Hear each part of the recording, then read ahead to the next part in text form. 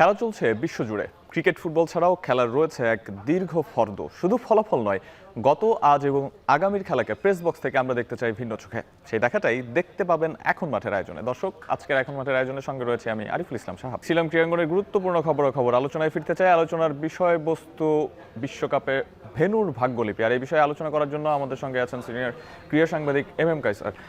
কায়সার ভাই, স্বাগত আপনাকে। তবে এই মুহূর্তে আসলে ক্রিকেটে যেটা চলছে বা ক্রিকেট বিশ্বে যেটা চলছে সেটা নিশ্চয়ই একটা অস্থিরতা বিরাজ করছে, এবং এই যে পক্ষে বিপক্ষে নানা মতামত, ভারত থেকে একটা বলা হচ্ছে, ভারতের মিডিয়াগুলো একটা কথা বলছে, বাংলাদেশের মিডিয়াগুলো নানান ধরনের কথা বলছে, এবং সেই জায়গায় কখনো ক্রীড়া উপদেষ্টা, কখনো বিসিবির যেই মন্তব্যগুলো বা যেই সিদ্ধান্তগুলো, তাদের যে স্টান্স, সেই জায়গাগুলোতে তারা এখন পর্যন্ত ঠিক আছে সেটাই তারা বলছেন।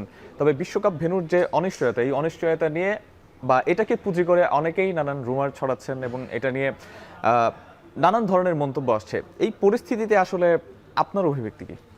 ধন্যবাদ আপনাকে। একটা অনিশ্চয়তা দোলাচল কিন্তু রয়ে গিয়েছে। আর যখনই দেখবেন যে আপনি কোনো কংক্রিট সিদ্ধান্ত কোনো বিষয়ে যখন পর্যন্ত আপনি পাবেন না, তখন পর্যন্ত কি হতে পারে বা কি হওয়া উচিত, অথবা কি না হলে ভালো হয়, কি হলে ভালো হয়, ইত্যাদি বিষয় নিয়ে কিন্তু অনেকে অনিশ্চয়তা নিয়ে অনেক ধরনের কথাবার্তা বলেন। এবং সেই দোলাচলের মধ্যে কিন্তু আমরা এখন পর্যন্ত রয়েছি। যেভাবে আপনি বলছিলেন যে বিশ্বকাপের ভেন্যু নিশ্চয়তা বাংলাদেশ এখন পর্যন্ত, মানে কোথায় বাংলাদেশ খেলবে সেটা নিশ্চয়তা বাংলাদেশ জানিয়ে দিয়েছে পরিষ্কার করে যে আমরা কোথায় খেলবো, কিন্তু আইসিসি এখন পর্যন্ত সেই বিষয়ে স্পষ্ট করে কোনো কিছু জানায়নি।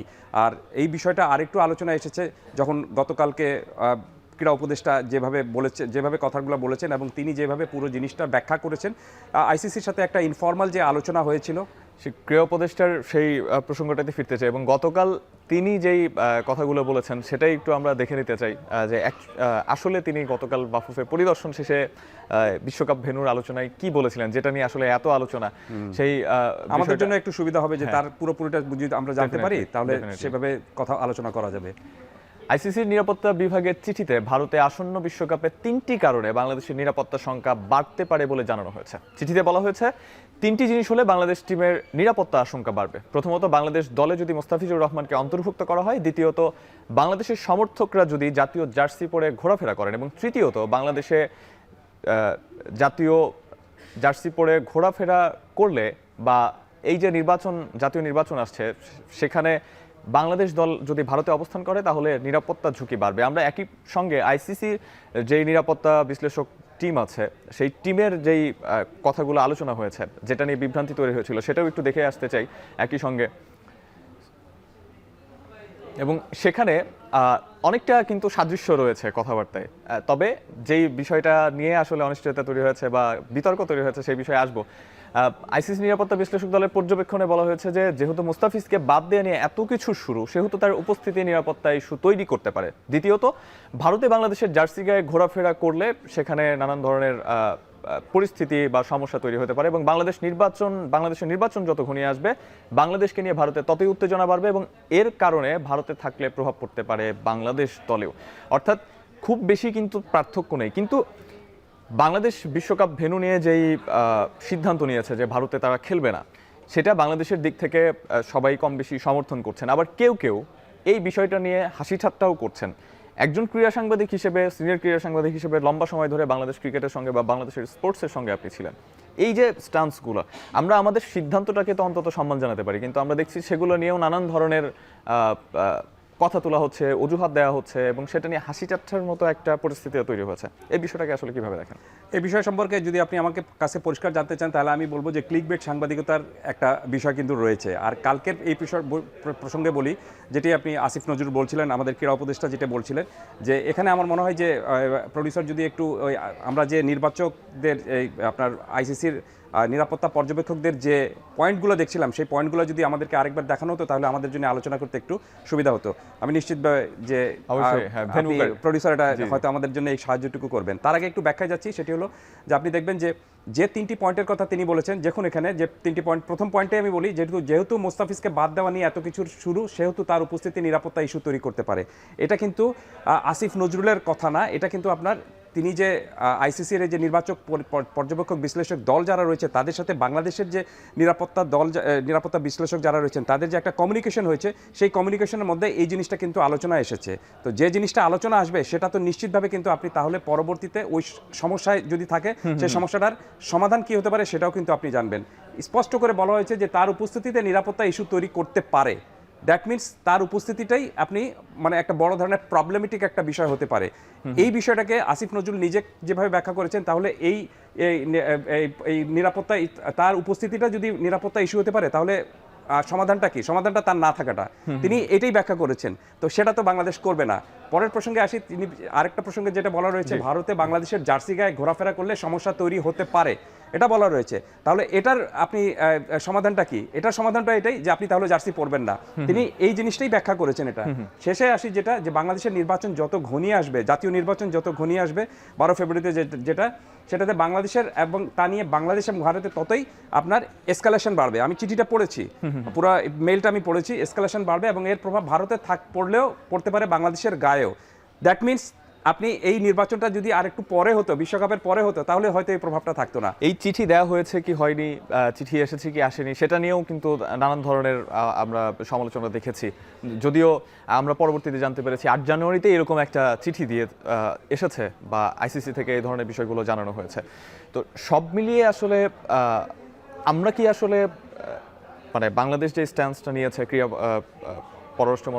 পররাষ্ট্র মন্ত্রণালয় এখানে অন্তর্ভুক্ত, ক্রীড়া মন্ত্রণালয় অন্তর্ভুক্ত, বিসিবি অন্তর্ভুক্ত, বাংলাদেশের জাতীয় ইস্যু এখন এটা, সেই জায়গায় আমাদের স্ট্যান্স নিয়ে কি আমরা আসলে মজা করার মতো জায়গায় আছি? না, কোনো মতেই না। কারণটা হলো যে আমি যেটা বললাম, যে 3টি পয়েন্ট এই আলোচনায় চলে এসেছে, আইসিসি নিরাপত্তা বিশ্লেষক দলের সাথে বাংলাদেশ ক্রিকেট বোর্ডের যে বিশ্লেষক যারা রয়েছেন তাদের সঙ্গে এক ধরনের আপনার ইন্টারনাল কমিউনিকেশন হয়েছিল। সেই কমিউনিকেশনের কারণে এই 3টা বিষয় উঠে এসেছে এবং এই 3টা বিষয়কে আসিফ নজরুল ক্রীড়া উপদেষ্টা তার নিজের মতো করে একটা ব্যাখ্যা দিয়েছেন। তিনি বলেছেন যে এই সমস্যাগুলো উঠেছে, তাহলে এই সমস্যাগুলোর পার্শ্ব প্রতিক্রিয়া কী হতে পারে বা সমাধানটা কী হতে পারে, সেটাই তিনি কিন্তু ব্যাখ্যাটুকু করেছেন এখানে।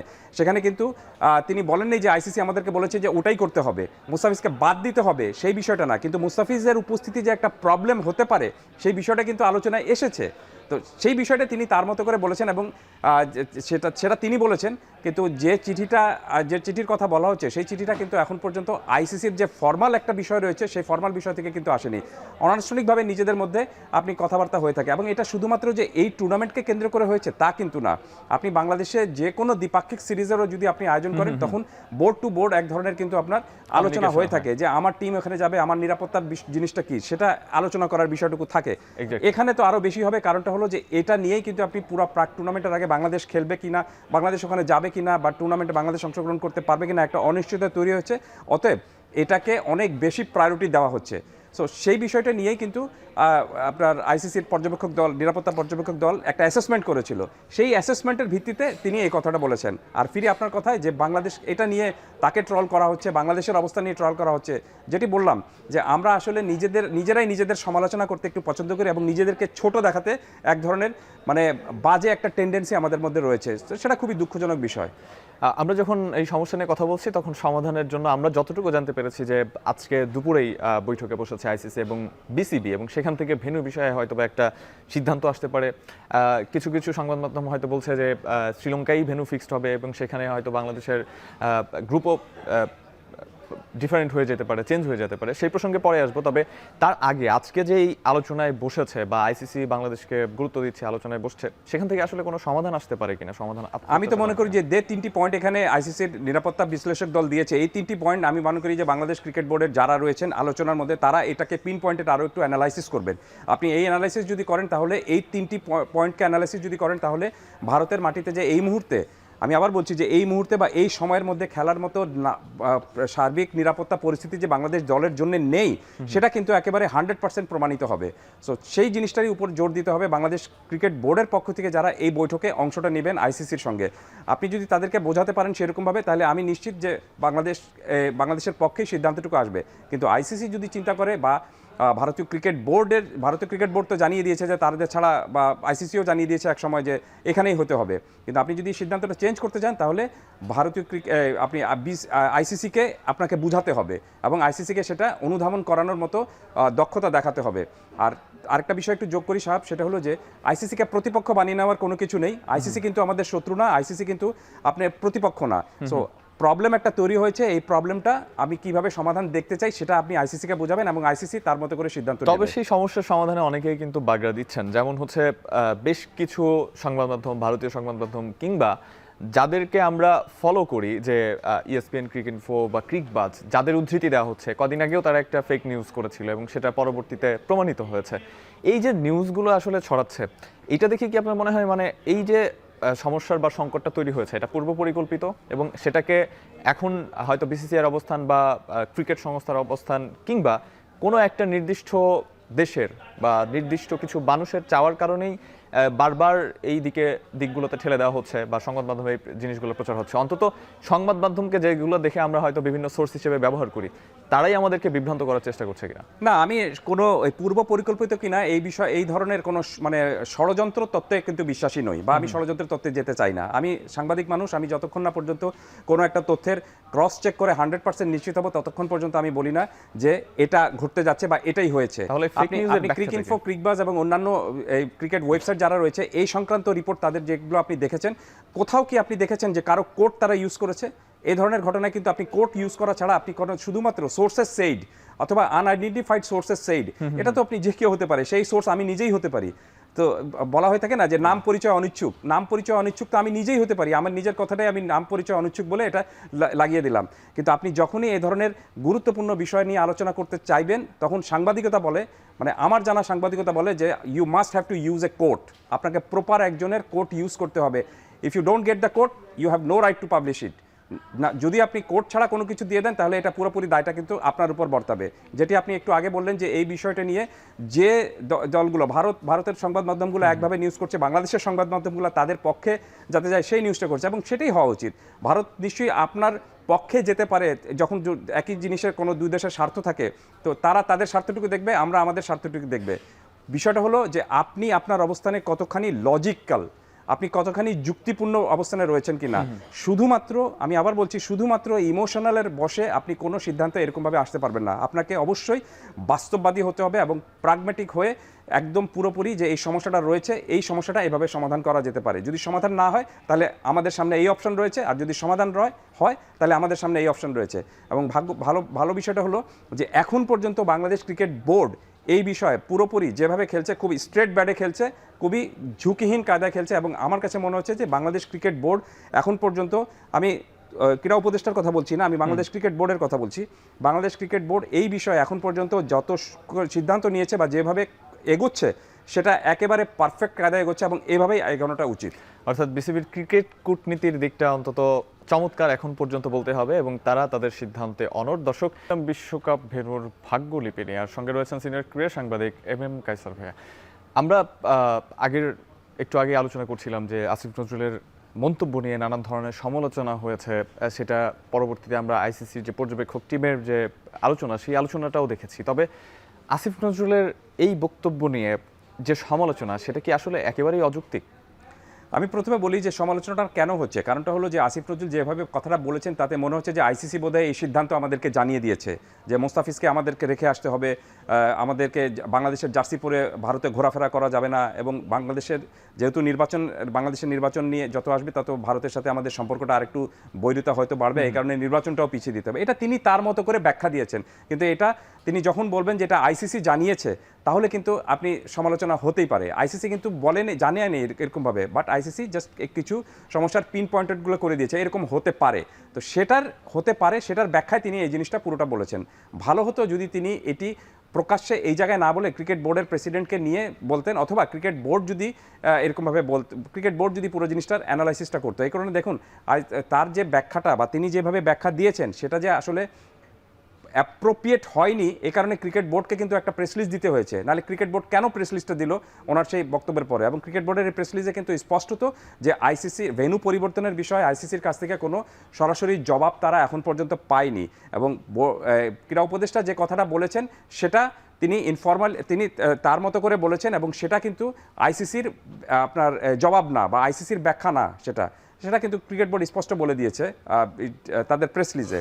তো তার বিষয়টা যে মানে টাইমিংটা যে সঠিক না, এই কারণে আইসিসি আমাদেরকে বিসিবিকে ব্যাখ্যাটা দিতে হয়েছে।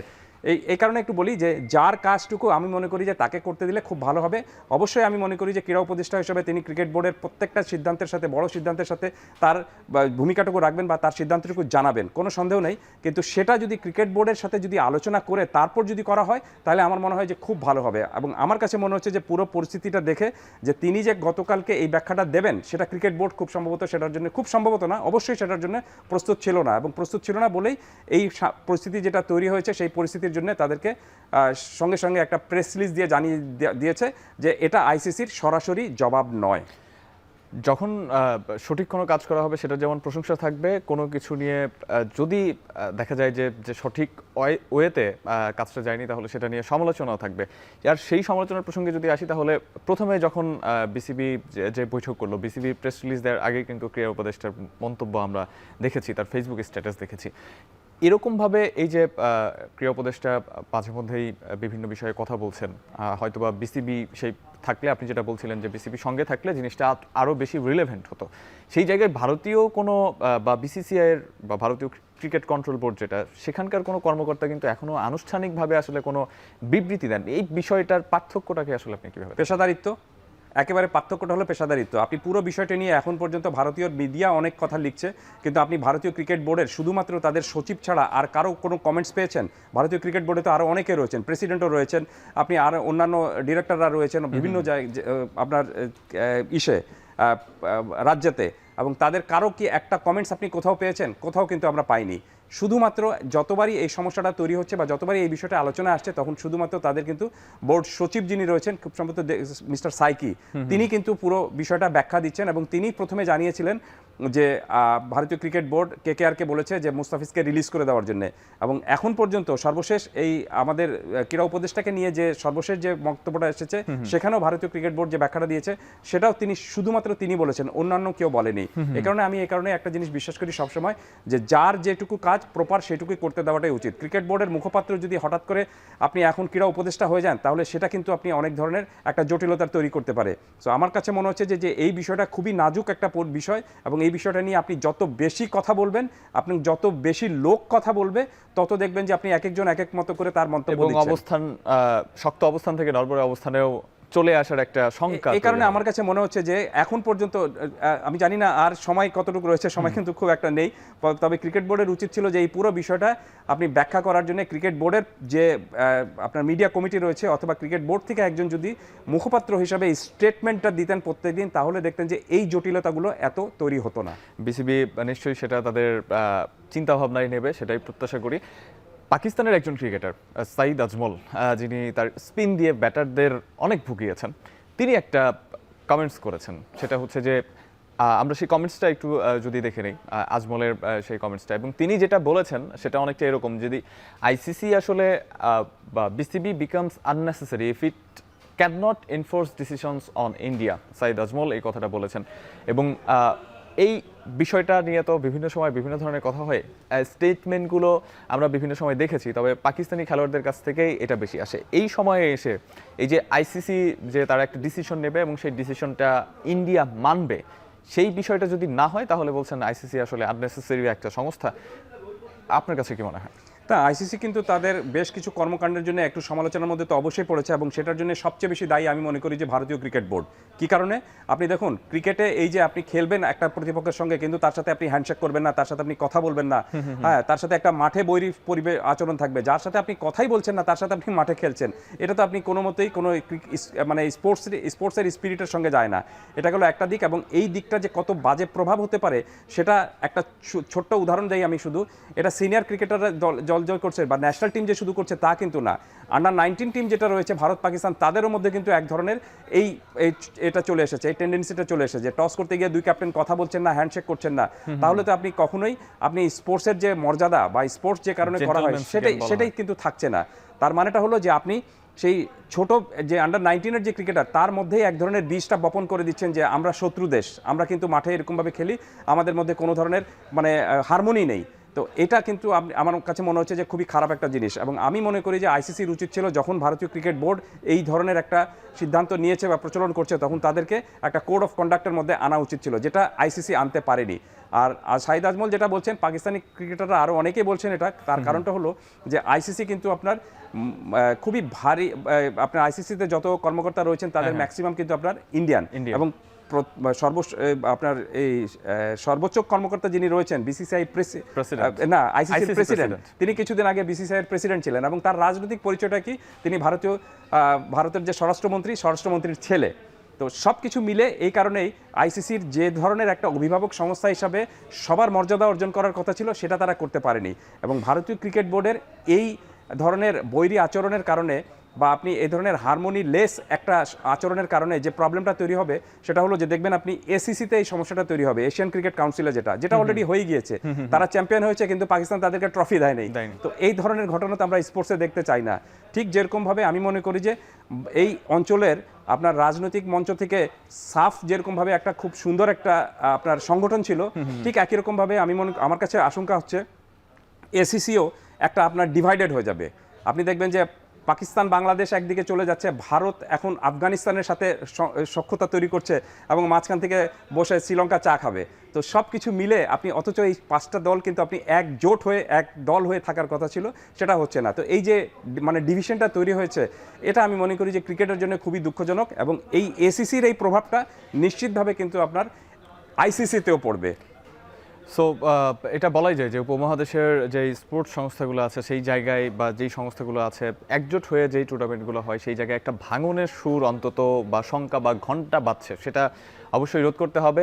প্রত্যেকটি দেশকে সেই জায়গায় এগিয়ে আসতে হবে এবং ভারতকে সেখানে গুরুত্বপূর্ণ একটা রোল প্লে করতে হবে। দর্শক, ভাগ্যলিপি নিয়ে, এবং সেই ভাগ্যলিপি নিয়ে যখন বারবার কথা হয় তখন তো একটা অনিশ্চয়তা তৈরি হয়েছে, সেটা আমরা বারবারই বলছি।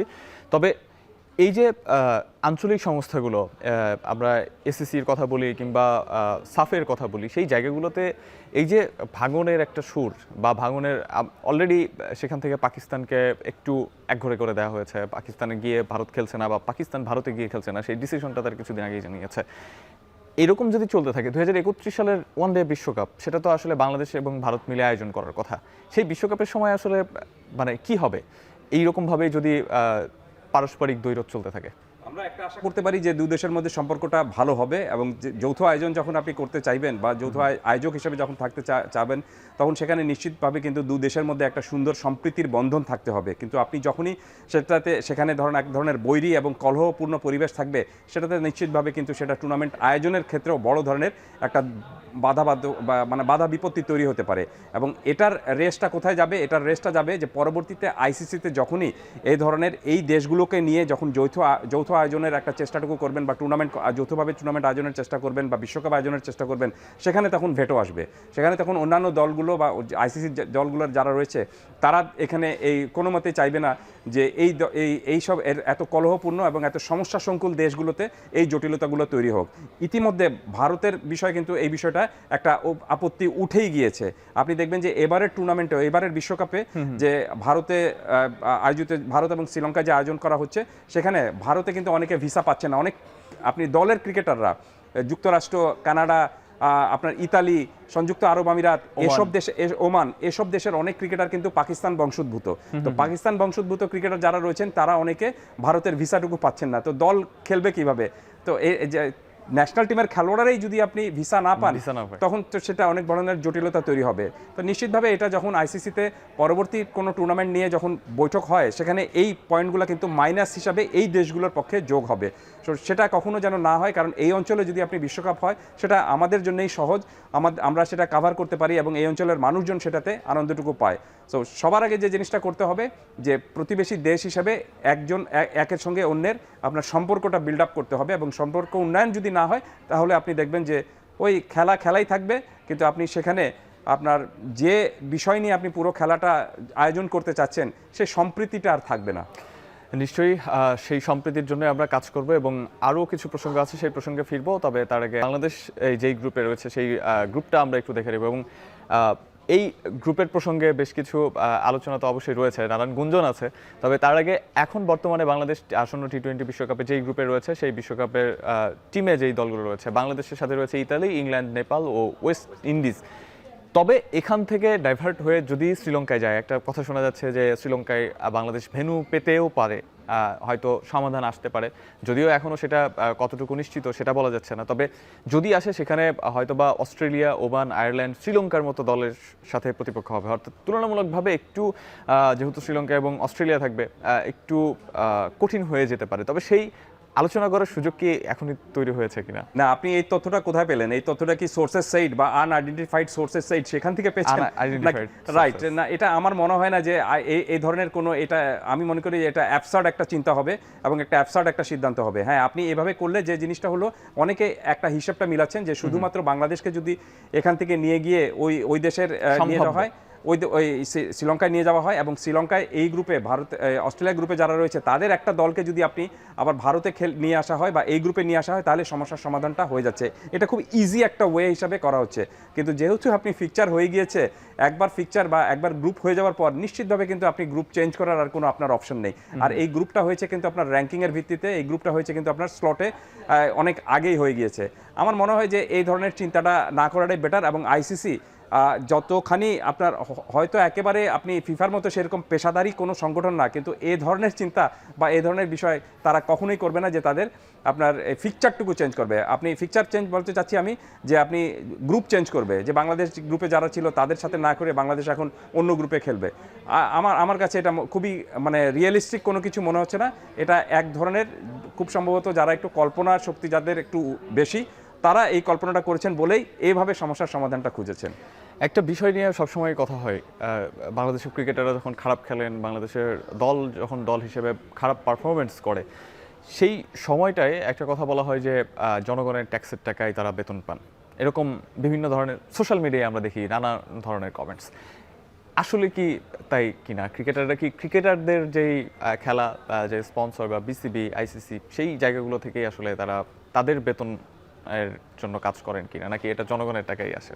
না, ক্রিকেট বোর্ড কিন্তু আপনি খুব স্বয়ংসম্পূর্ণ, মানে আর্থিক দিক থেকে খুবই স্বয়ংসম্পূর্ণ একটা প্রতিষ্ঠান। আমরা সর্বশেষ দেখেছিলাম যে কত 1300 কোটি টাকা বোধহয় তাদের ফিক্সড ডিপোজিটই রয়েছে, এবং তারা যে টাকা পায় সেটা বাংলাদেশ সরকারের কাছ থেকে বা ক্রীড়া মন্ত্রণালয়ের কাছ থেকে পায় না।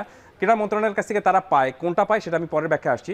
কিন্তু আপনি ক্রিকেট বোর্ডকে পরিচালনার জন্য বা ক্রিকেটারদের বেতন অথবা ক্রিকেটারদেরকে দেশের বিদেশে এই যে দ্বিপাক্ষিক সিরিজ অথবা কোনো টুর্নামেন্টে অংশ নিতে হলে যেগুলো খরচ টরচ, সেগুলো কিন্তু তারা কখনোই বাংলাদেশের সরকারের পক্ষ থেকে বা অর্থ মন্ত্রণালয়ের কাছ থেকে নেয় না। এটা আসে আইসিসির যে রেভিনিউ রয়েছে সেই রেভিনিউর ইনকাম থেকেই আসে, এবং তাদের নিজস্ব যে আপনার ব্রডকাস্ট রাইটস রয়েছে সেখান থেকে আসে, আপনি বিজ্ঞাপন থেকে আসে, এবং অন্যান্য মার্কেটিং যে সংস্থা রয়েছে সেই মার্কেটিং সংস্থা থেকে আসে। সো ক্রিকেট বোর্ড তাদের আর্থিক মানে খরচ মেটানোর জন্য বাংলাদেশ সরকারের কাছ থেকে কোনো টাকা পয়সা নেয় না, এটা আসে আপনার আইসিসির কাছ থেকে মেইনলি।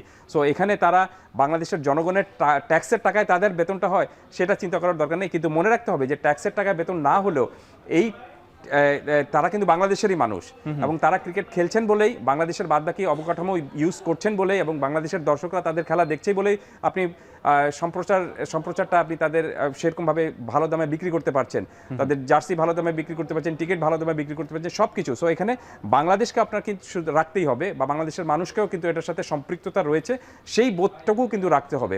একেবারে যে আমরা বাইরে থেকে সব এনে সব একেবারে নিজের মতো করে চলছি এরকম ভাবার কোনো কিছু নেই, এই জিনিসটাও মাথার মধ্যে রাখতে হবে।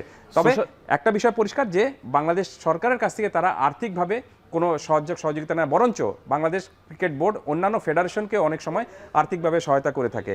আর বাংলাদেশ সরকারের কাছ থেকে তারা কিভাবে সুবিধাটা নেয় সেটা হলো যে তারা অবকাঠামোগুলো ইউজ করে।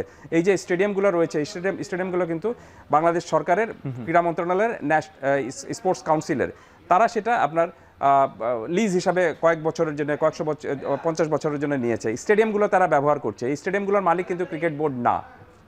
সো সমালোচনা করার আগে আমাদের অথেন্টিক তথ্যগুলোও জানতে হবে, যাতে করে আমাদের সমালোচনা অন্তত একটু ডেপথ ফুল হয়, বা যেই জায়গাটা বা যেই চর্চাটা হয়তো বা আমরা খুব একটা করি না, তবে সেই চর্চা করব, সেই চর্চা সবাই করবে সেটাই প্রত্যাশিত। সেটার সাথে সম্পৃক্ততার জন্যই আসলে অনেক ইস্যু চলে আসছে। আমরা সোশ্যাল মিডিয়ায় বিভিন্ন সময় আমরা দেখি যে ক্রিকেটাররা নানান ধরনের পোস্ট দেন, রিলেভেন্ট, ইরিলেভেন্ট, এবং অনেক সময় দেখি যে বাংলাদেশের সোশ্যাল মিডিয়ায় যেটা চলে সেটা নিয়ে তারা রিয়াক্ট করেন, তাদের নিয়ে কোনো কথা বললে সেটা নিয়ে তারা রিয়াক্ট করেন। কিন্তু ইন্ডিয়ায় কিন্তু আমরা এই ধরনের বা ইন্ডিয়ান ক্রিকেটারদের কিন্তু আমরা দেখি না, যে ইন্ডিয়ার সাথে আমাদের বিভিন্ন ধরনের দ্বৈরথ আছে, বা অন্যান্য দেশের ক্রিকেটারদেরকেও কিন্তু আমরা খুব একটা দেখি না এই ধরনের পোস্ট করতে। তো সেই জায়গায় বাংলাদেশের ক্রিকেটারদের যে প্রবণতা, বিসিবি কি আসলে ওই জায়গাটায় আসলে কোনো গ্রুমিং করেন না, নাকি বাংলাদেশের ক্রিকেটারদের এই যে সোশ্যাল মিডিয়ার দিকে যে একটু প্রবণতা বেশি, সেটার কারণে আসলে তাদের পারফরমেন্সে কোনো প্রভাব পড়ে কিনা? না, এটা আমার কাছে মনে হচ্ছে যে আপনি আমার ব্যাখ্যাটা চান, তা আমার কাছে মনে হবে যে বাংলাদেশ জাতি হিসেবে, বাঙালি জাতি হিসেবে আমরা খুবই বেশি প্রতিক্রিয়াশীল। আমরা যে কোনো বিষয়ের একটু কোনো একটা ঘটনা ঘটলে একটু ওভার হাইপ হয়ে যাই, এবং যে কোনো ঘটনা যদি আমাকে কেন্দ্র করে হয় বা আমার কোনো বক্তব্য আসে, তাহলে আমরা দেখবেন যে সাথে সাথে একটা প্রতিক্রিয়া জানাতে খুব একটা পছন্দ করি। কিন্তু সেই প্রতিক্রিয়ার আপনার পার্শ্ব প্রতিক্রিয়া কী হতে পারে বা পরবর্তীতে আপনার কি সমস্যা হতে পারে সেটা হয়তো চিন্তাটুকু করি না। তো সেই দূরবর্তী চিন্তা করেই কিন্তু আপনাকে একটা স্ট্যাটাস দিতে হবে বা আপনার প্রতিক্রিয়াটুকু জানাতে হবে। আর তার চেয়েও বড় বিষয়টা হলো যে আপনি যখনই কোনো একটা সংগঠনের সাথে যুক্ত থাকবেন, আপনার সেই সংগঠনের কিছু কোড অফ কন্ডাক্ট রয়েছে, আপনি এই প্রতিক্রিয়া দিলে সরাসরি সেটা কোড অফ কন্ডাক্টের বিরুদ্ধে যাচ্ছে কিনা সেটুকু জানার দক্ষতাও কিন্তু আপনার থাকতে হবে। সো আমার কাছে মনে হচ্ছে যে এই ভারতীয় ক্রিকেট, যেটা বললেন যে আপনি ভারতীয় ক্রিকেটাররা এই বিষয়টা নিয়ে তেমন মাথা ঘামান না, এর কারণটা হলো যে তারা মাথা ঘামান একটা জিনিসই নিয়ে, সেটা হলো যে পারফরমেন্সটা যদি ঠিক থাকতে পারে তাহলে আমার আর কোনো কিছু জবাব দিতে হবে না, আমার জবাবটা কিন্তু ওখানেই। এবং আমিও সেটা বিশ্বাস করি যে একজন খেলোয়াড় বা বিশেষ করে একজন ক্রিকেটারের আপনার যে কোনো সমালোচনার জবাব দেওয়ার উপায় কিন্তু তার 22 গজে। আপনি মুখে কি বললেন, কথায় কি বললেন, আপনার কত সুন্দর করে বাংলায় লিখলেন না ইংরেজিতে লিখলেন না আরবিতে লিখলেন, ইট ডাজ নট ম্যাটার। আপনি মাঠে আপনার পারফরমেন্সটা যদি ঠিক দেখাতে পারেন তাহলে আপনার মুখে কোনো কিছু আপনার বলতে হবে না। এবং সেটাই আমি মনে করি যে ক্রিকেটারদেরকেও সেটাই করে দেখানো উচিত। প্রতিক্রিয়াটা মাঠে পারফরমেন্সে দেখানো উচিত, মুখে অথবা লিখে ফেসবুকে না। সেটা শুধুমাত্র ক্রিকেটারদের জন্য না, আমি মনে করি যে সাম্প্রতিক সময় আমরা দেখেছি যে বিসিবির পরিচালকরাও পর্যন্ত কিন্তু আপনার ফেসবুকে কথা বলতেই বা লিখতে বেশি, প্রতিক্রিয়া দেখাতে বেশি পছন্দ করছেন, হুইচ ইজ কোয়াইট রং। যখন এই বিষয় নিয়ে আলোচনা হচ্ছে এবং আমরা যখন কথা বলছি, এই সময় আইসিসি এবং বিসিবির বৈঠক চলছে, আর সেটা নিয়ে হয়তো ভেন্যু নিয়ে সিদ্ধান্ত আসবে। তবে আরও একটা বিষয় যেটা এই মানে বড় দলের অর্থাৎ সিনিয়র দলের টি-20 বিশ্বকাপের ভেন্যু নিয়ে নানান ধরনের আলোচনা হচ্ছে, এর মধ্যে কিন্তু সামনে যুব দলের টি-20 বিশ্বকাপও রয়েছে, এবং সেই জায়গায় বাংলাদেশ প্রথম ম্যাচ খেলবেই ভারতের সাথে। আপনার কি মনে হয় একটু আলাদা উত্তেজনা বা আলাদা অস্থিরতা, আলাদা এনভায়রনমেন্ট তৈরি হবে কিনা এই ম্যাচ ঘিরে? থাকা উচিত না, আমি মনে করি যে থাকা উচিত না, কারণ এই আন্ডার-19 টিম যারা রয়েছে তাদের অনেক ক্রিকেটার কিন্তু আপনার পরবর্তীতে এ টিমে খেলেন, আন্ডার-23 খেলেন এবং শেষ পর্যন্ত ওয়ার্ল্ড কাপেও খেলে থাকেন, এই ন্যাশনাল টিমেও খেলে থাকেন, আমরা দেখেছি। সো তাদের চিন্তাটা খুব করা উচিত শুধুমাত্র আপনার ক্রিকেট নিয়ে। তাদের সঙ্গে আরেকটু যুক্ত করে দিতে চাই যে ভারত পাকিস্তানের সাথে যে ব্যাপারটা হয়েছে, তারা খেলার পরে দেখেছি ট্রফি নেননি, পিসিবির চেয়ারম্যানের কাছ থেকে হাত মেলাননি, কথা বলেননি। সেই বিষয়টা কি বাংলাদেশের সাথেও শুরু হতে যাচ্ছে ভবিষ্যতে? আমি চাইবো না কোনো মতেই যেন এই বিষয়টা পাকিস্তানের সাথে ভারতীয় ক্রিকেট বোর্ডের যেরকমভাবে সম্পর্কটা রয়েছে সেটা, বা পাকিস্তানের ক্রিকেটারদের সঙ্গে ভারতের ক্রিকেটের যে সম্পর্ক রয়েছে সেই রকম বাজে কোনো টেন্ডেন্সি যেন ভারত এবং বাংলাদেশের ক্রিকেটের মধ্যে না আসে। কারণটা হলো যে আপনি মাঠের বাইরে কি করছেন সেটা মাঠে খেলার মধ্যে কখনো কিন্তু আপনার প্রভাবটুকু ছোট্ট করে একেবারে এক লাইনে একটু জানতে চাই, সেটা হচ্ছে যে এই যে যেই মিটিংটা হচ্ছে বা যেই বৈঠক হচ্ছে, সেই বৈঠক থেকে কি সিদ্ধান্ত আসতে পারে বলে আপনার ধারণা? সহজ হিসাব, বাংলাদেশ যদি আপনি বাংলাদেশের খেলাগুলো যদি শ্রীলঙ্কায় না যায় তাহলে বাংলাদেশ এই টুর্নামেন্টে খেলছে না, এটা আপনার একেবারে নিশ্চিত থাকতে পারেন আপনি, এই বিষয়ে কোনো দ্বিধা নেই। আর একটাই উপায়, বাংলাদেশের এই বিশ্বকাপে যদি খেলে তাহলে শ্রীলঙ্কায় বাংলাদেশের ম্যাচগুলো ট্রান্সফার করতে হবে। অসংখ্য ধন্যবাদ এম এম কায়সার ভাই আপনাকে এতক্ষণ আমাদেরকে সময় দেওয়ার জন্য। দর্শক আপনাদেরকেও ধন্যবাদ যারা এতক্ষণ আমাদের সাথে ছিলেন। পরের শোতে নিশ্চয়ই আবারও দেখা হবে আপনাদের সঙ্গে।